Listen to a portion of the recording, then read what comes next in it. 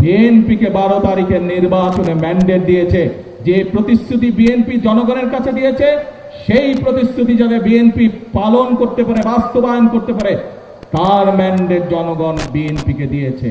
প্রিয় ভাই বোনেরা, এক দল লোকের এই ম্যান্ডেট পছন্দ নয় এবং সেই জন্যই দেখেছেন বিভিন্ন জায়গায় গিয়ে তারা বক্তৃতা দিচ্ছে।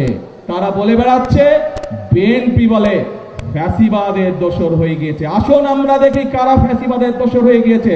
প্রিয় ভাই বোনেরা, 5 তারিখের পরে বিএনপি পরিষ্কার বলেছে জুলাই আগস্ট মাসে যারা মানুষ হত্যা করেছে তাদের আইনের বিচার হতে হবে, তাদের বিচার হতে হবে। কিন্তু আমরা দেখেছি 5 তারিখের পরে কেউ কেউ বলেছিল আমরা সবাইকে মাফ করে দিলাম, বলেছিল না? বলেছিল। প্রিয় ভাই বোনেরা, বিএনপি বলেছিল এই দেশের জনগণ যে সিদ্ধান্ত নেবে বিএনপি সেটি মাথা পেতে নিবে এবং বিএনপি দেশে বিশ্বাস করে জনগণই সকল ক্ষমতার উৎস। কিন্তু আমরা কয়েকদিন আগে দেখেছি যারা বক্তৃতার মঞ্চে জোরে জোরে কথা বলে তাদেরকেই গিয়ে দেখেছি ফ্যাসিবাদের দোসরদের সাথে ঢাকা থেকে অনেক দূরে গিয়ে মিটিং করতে। জনগণ যখন সেটা ঘিরে ফেলেছে জায়গা, তখন আর তারা কোনো জবাব দিতে পারে না। কেন ফ্যাসিবাদের সাথে গিয়ে মিটিং করেছে মনে আছে আপনাদের? আজকে এই জুলাই সনদ নিয়ে এবং রাজনৈতিক বিষয় নিয়ে অনেকে বিভ্রান্তির চেষ্টা করছে। প্রিয় ভাই বোনেরা, আমাদেরকে সিদ্ধান্ত নিতে হবে।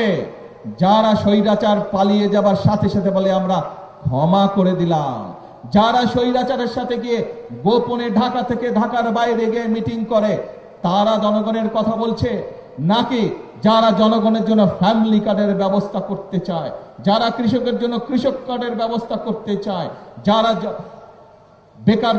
বেকার যুবকদের জন্য কর্মসংস্থানের ব্যবস্থা করতে চায়, সেই বিষয়গুলো আপনাদের কাছে জরুরি নাকি বিভ্রান্তিটা আপনাদের কাছে জরুরি?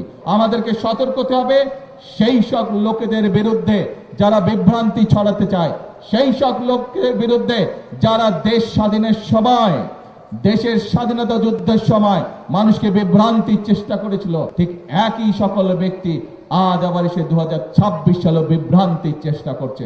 কাজে প্রিয় ভাই বোনেরা, আমাদেরকে আজকে দেশকে গড়তে হবে। আমরা সংগ্রাম করেছি, আমরা আন্দোলন করেছি এবং তারপরে স্বৈরাচারের বিতাড়িত হয়েছে এই দেশ থেকে।